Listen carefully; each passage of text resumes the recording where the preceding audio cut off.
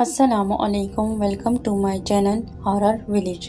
تمام videos updates کے لیے ہارر ولیج کو سبسکرائب کر کے بیل نوٹیفیکیشن کو آن کر دیں۔ تو آئیے سنتے ہیں آج کی ویڈیو میں کسی کی زندگی پر بیتی سچی اور ناقابل یقین کہانی۔ نہیں، میں الجھن کا شکار ہو گیا۔ جا کر موٹر چلائی تو موٹر سے ایک آواز آئی، دھواں نکلا اور موٹر بند ہو گئی۔ لو، ایک اور مصیبت آ گئی۔ کالج کو دیر جو ہو رہی ہے۔ میں نے جلا کر ٹینک کھولا مگر اس میں پتھر بھرے ہوئے تھے۔ پہلے تو آنکھوں پر یقین نہیں آیا۔ بھاگ کر امی کو بلایا، انہوں نے بھی تصدیق کی کہ ٹینک میں پانی کے بجائے پتھر بھرے ہوئے ہیں۔ امی پریشان ہو گئی۔ میں برابر والے پلاٹ سے پانی بھر کر لایا۔ یوں سب نے منہ ہاتھ دھویا اور روزمرہ کے کاموں میں مصروف ہو گئے۔ دوپہر کو گھر آیا تو ابھی تک سب یہی باتیں کر رہے تھے۔ میں نے بے خیالی میں ہاتھ دھونے کو نلکا کھولا تو پانی آ رہا تھا۔ میں حیران ہو کر چلایا، امی پانی آ رہا ہے؟ ہاں، ٹینکی میں تو پانی صبح بھرا تھا، میں نے امی بولی۔ تمہیں غلط فہمی ہو گئی ہوگی، امی نے کہا۔ اگر مجھے غلط فہمی ہوئی ہے تو ٹینک میں پتھر بھرے ہونے کا کیا مطلب تھا؟ میں نے کہا اور ٹینک کا ڈھکنا اٹھایا۔ میرے منہ سے چیخ نکلتے نکلتے رہ گئی، اس میں پانی بھرا ہوا تھا۔ یہ کیا معاملہ ہے؟ امی پریشان ہو گئی۔ ہمارے ایک ماموں تھے رشتے کے، وہ اب نارمل تھے، بہت کم بات کرتے تھے۔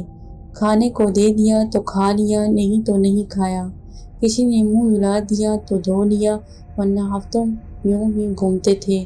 وہ ہماری بڑی مامی کے پاس رہتے تھے۔ بڑی مامی سعودی عرب جانے لگیں تو انہیں ہمارے پاس چھوڑ گئیں۔ انہیں آئے ہوئے 1-2 روز ہی ہوئے تھے کہ کمرے سے ان کی چیخنے کی آوازیں آنے لگیں۔ اس وقت صبح کے 4 بج رہے تھے۔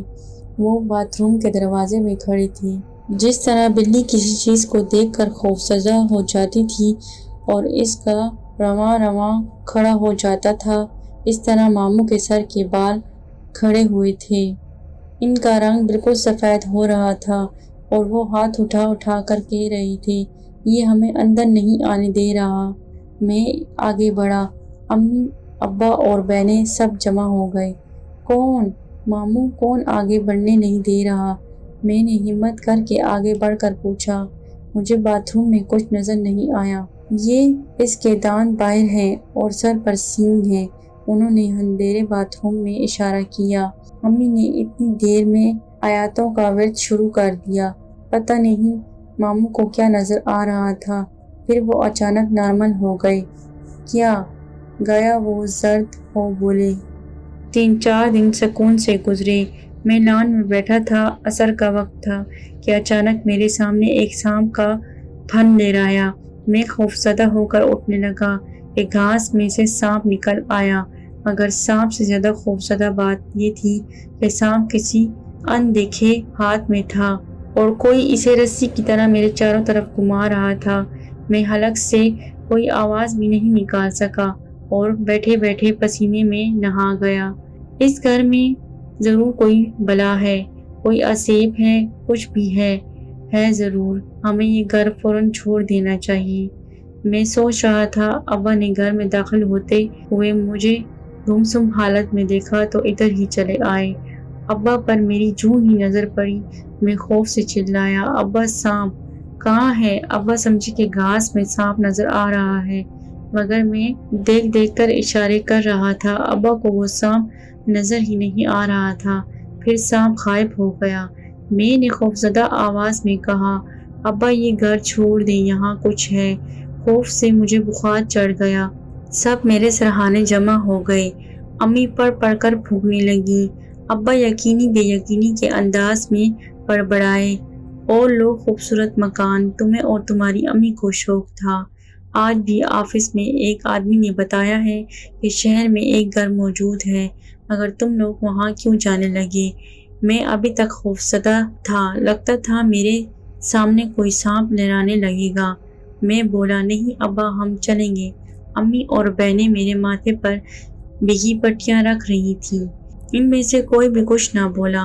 امی تو بالکل خاموش تھی۔ بہت جلد ہم نے سامان پیک کرنا شروع کر دیا۔ جس دن ہم آخری کمرے کا سامان پیک کر رہے تھے، اس دن گیٹ پر امی کو ایک خاتون ملی۔ ان کے ساتھ ان کا بیٹا بھی تھا۔ وہ اس گھر کے سامنے رکنا نہیں چاہ رہی تھی۔ انہیں یہ بھی خبر نہیں تھی کہ ہم لوگ شفٹ کر رہے ہیں۔ وہ امی سے کہہ رہی تھی، بہن سچ پوچھیں تو مجھے اس گھر سے بڑا ڈر لگتا ہے۔ میرا بیٹا مجھے زبردستی لایا ہے۔ یہ کہتا ہے خواہ مخواہ اس گھر کو بدنام کیا ہوا ہے۔ چل کر دیکھیں، 2 ماہ سے لوگ اس میں موجود ہیں، کسی کو کچھ نہیں ہوا۔ کیوں، اس گھر کے بارے میں کیا مشہور ہے؟ میں نے پوچھا۔ بیٹا، اس گھر میں کبھی کوئی 1 ہفتے سے زیادہ نہیں ٹکا۔ حد تو یہ کہ مالک مکان بھی نہیں رہ سکے۔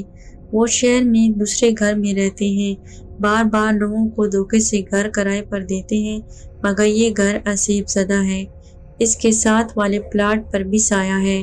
جو لوگ بھی یہ گھر بنوا رہے تھے 2-3 مزدوروں کی ہلاکت کے بعد ادھورا چھوڑ گئے۔ میرا بیٹا کہتا ہے یہ سب کہانیاں ہیں، مجھے زبردستی آپ سے ملانے لے آیا، مگر مجھے تو ابھی بھی ڈر محسوس ہوتا ہے۔ آپ کو ڈر نہیں لگتا کیا؟ امی ابھی جواب نہیں دے پائی تھی کہ چھوٹی بہن چیختی ہوئی باہر نکلی، امی سب نلکوں سے خون آ رہا ہے۔ امی اندر بھاگی، میں بھی اندر آیا۔ کچن کے بیسن میں خون بھرا ہوا تھا۔ جو بھی نلکا کھولتے پانی کی بجائے خون آ رہا تھا۔ خوف سے برا حال تھا۔ ہم لوگوں نے اسی دن اس خوبصورت گھر کو خدا حافظ کہہ دیا۔ بعد میں امی نے بتایا کہ ان کا پھر ارادہ بدل گیا تھا۔ انہوں نے ابو سے کہا تھا کہ کسی بزرگ سے آثار کھنچوا لیتے ہیں۔